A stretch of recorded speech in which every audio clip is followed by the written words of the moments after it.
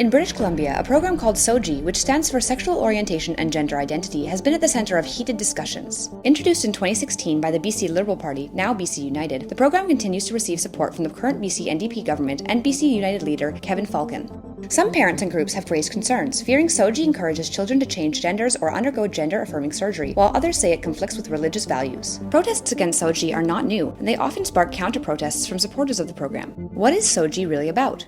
SOGI 123 is a resource that focuses on creating inclusive and supportive environments for LGBTQ students. It aims to tackle bullying, teach respect for all gender identities, and promote understanding of different sexual orientations. These resources are available for teachers, but they're not mandatory. Teachers can incorporate SOGI into lessons across subjects, from math to reading, using inclusive language or featuring LGBTQ characters in stories. So why are people this upset about SOGI? One of the most significant concerns raised by anti-SOGI protesters is the fear that exposing children to topics of sexual orientation and gender identity at a young age could sway their opinions and confuse their developing identities. Children are impressionable and should not be exposed to such sensitive topics before they are mature enough to understand them fully. If activities like drinking alcohol, using marijuana, or getting a tattoo are legally restricted until age 18, why are children allowed to be introduced to these topics before they reach adulthood?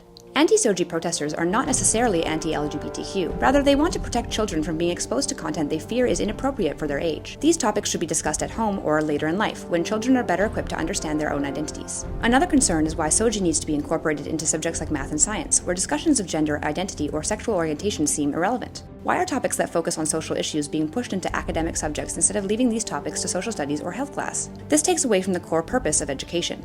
One of the most notable cases fueling the anti-SOGI movement was when a 14-year-old took his father to court after a dispute over the son's decision to undergo medical treatment for gender dysphoria, recommended by the Gender Clinic at the BC Children's Hospital. Cases like these are examples of how SOGI can influence children and push them towards irreversible decisions at a young age. In a move that echoes the concerns of anti-SOGI groups, Alberta Premier Danielle Smith recently announced plans to ban gender reassignment surgeries for youth under 18. Smith's move has been welcomed by many parents who believe that minors should not be making decisions about such life-altering surgeries. Political parties in BC are only adding to this dispute and tension. BC United leader Kevin Falcon acknowledged that protests over the program show that parents feel excluded and ignored, and suggested some collaboration between parents and educators. Falcon's approach is more moderate, aiming to address parental concerns while keeping the conversation going. On the other hand, BC Conservative leader John Ristad takes a firmer stance, stating that issues like gender identity should be removed entirely from public schools. Ristad also called for a return to traditional gendered bathrooms and sports teams, saying that trans youth should participate in activities that align with their biological sex at birth. What are your thoughts? At its core, the debate around SOGI is about whether children should be introduced to complex and sensitive topics like gender identity at an early age.